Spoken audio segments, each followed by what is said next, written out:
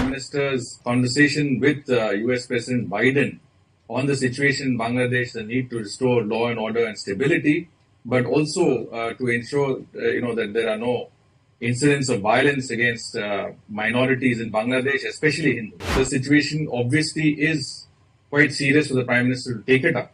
There are atrocities happening against minorities and Hindus in particular. The US leverage on Bangladesh has increased, post the exit of Hasina, and possibly, if you can infer from that, the scope of US intervening in a positive way, and they're in sync with us because it's this is something that I'm sure both sides agreed to, that we move in tandem to work on the situation in Bangladesh in a positive manner. The US might have leverage on certain sections there, including Chief Advisor Mohammad Yunus himself. So that is, I think, what we can extrapolate from this conversation. PM Modi and Biden had a telephonic conversation, and where PM briefed him about his the recent Ukraine visit. So how do you see this, the conversation, the discussion between both the leaders? Well, Prime Minister had a historic visit to Ukraine. This is the first visit by a Prime Minister of India to Ukraine. And it was also not just bilateral, but there was a strong component of peace building in this entire visit, because Prime Minister Modi went with the intention of extending all cooperation to restore peace and stability in Ukraine through diplomacy and dialogue. And at that time, I had also commented that it is definitely we can really definitely say that Prime Minister and the government have kept our major partners informed of his visits, both to Moscow and Ukraine. And when he visited Ukraine, I think we would have kept the United States, our friends in Europe, as well as Russia, informed of the visit.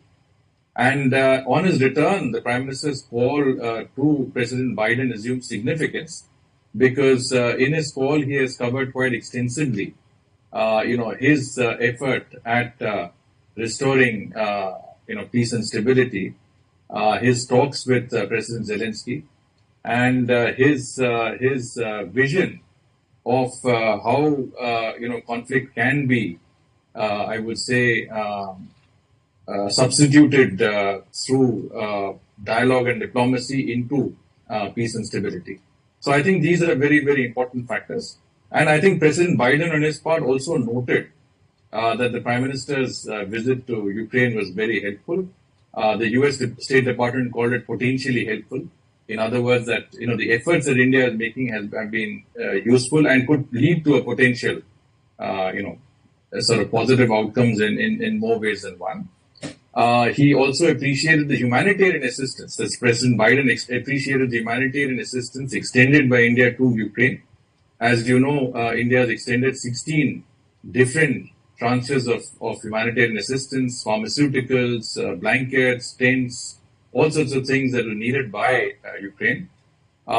President Biden talks about energy, assistance in the energy sector. That's interesting, because that did not figure in the Prime Minister's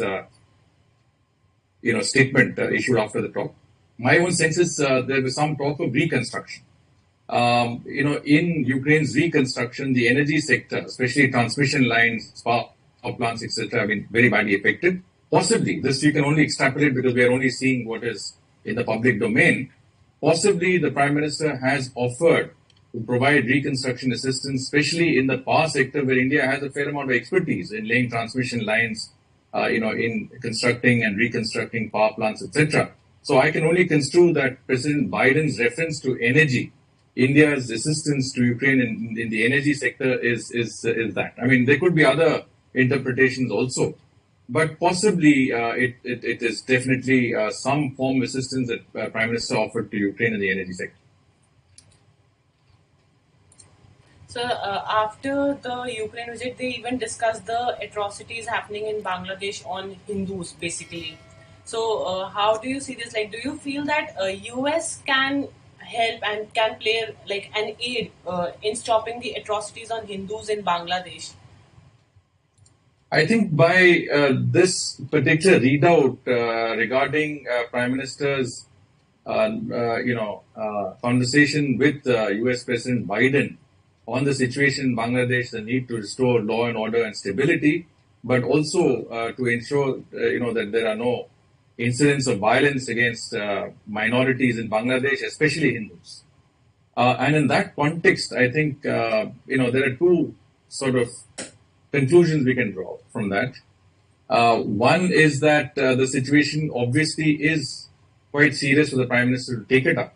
There are atrocities happening against minorities and Hindus in particular in Bangladesh. And the second is that the US leverage on Bangladesh has increased, post the exit of Hasina, and possibly, if you can infer from that, the scope of US intervening in a positive way, and they're in sync with us because it's this is something that I'm sure both sides agreed to, that we move in tandem to work on the situation in Bangladesh in a positive manner. I mean, it's not negative. It is that when you restore peace and stability, you restore law and order, you also decrease the salience of violence against any vulnerable groups in that country, and minorities are the most vulnerable groups, and they're targeted by radical Islamic elements like the Jamaat-e-Islami and certain sections of the BNP as well. So I think that factor has to be kept in mind, and the US might have leverage on certain sections there, including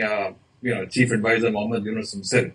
So that is, I think, what we can extrapolate from this conversation.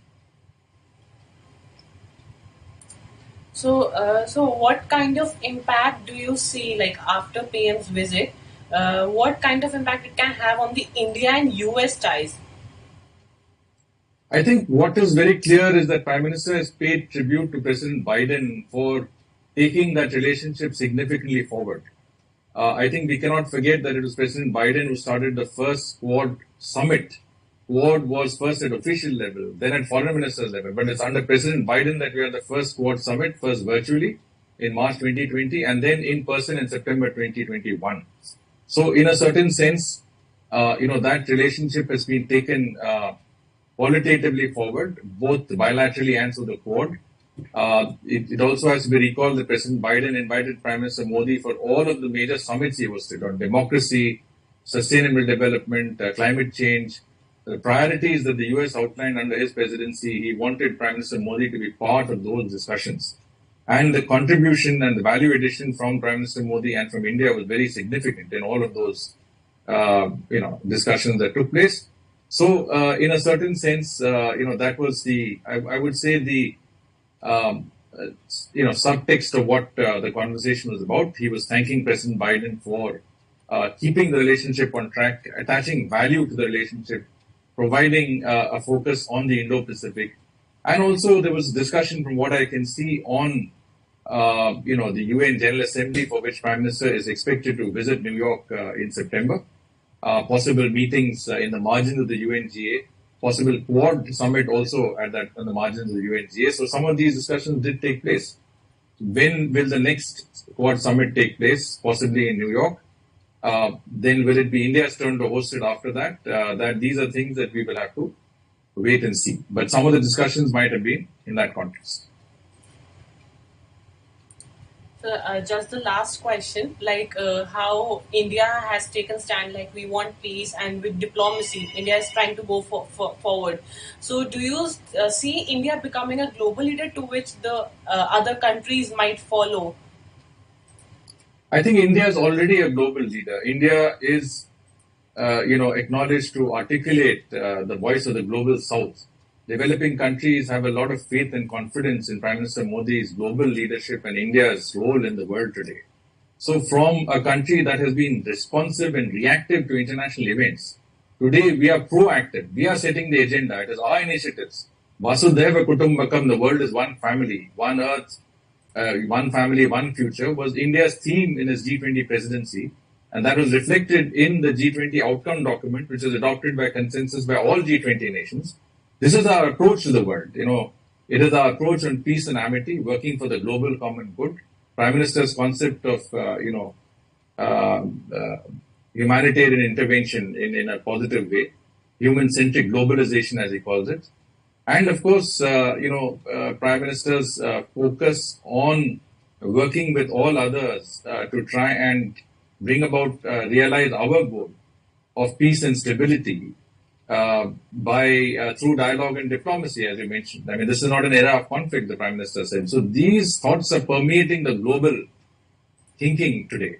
And I think it is these thoughts that will really save mankind from the sort of abyss that we are moving into. The world has become an uncertain place. Global conflicts are increasing, and someone has to step in there to say that, look, let sanity prevail. Let us bring things under control. I mean, there is so much flux that we need to really step back and try and talk things over and try and work in amity and cooperation rather than in conflict and in through violence.